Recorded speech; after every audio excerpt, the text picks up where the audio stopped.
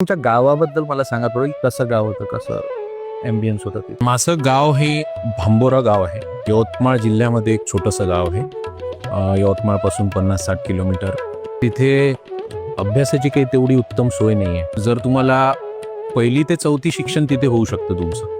त्यापुढे तुम्हाला शिकायचं असेल तर तुम्हाला तिथून 15-20 किलोमीटर दूर 8वी ते 10वी शिकायला तिथे जावं लागतं. मग कॉलेज शिकायला परत कुठेतरी शहरात या कुठेतरी.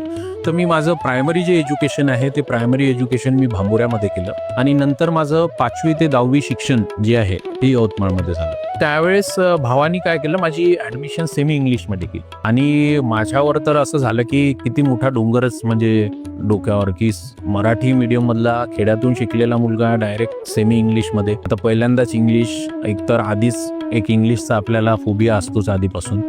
तर त्यांनी तिथे ॲडमिशन सेमी इंग्लिशमध्ये केली आणि नंतर आमचा प्रवास जो आहे तो चालू झाला.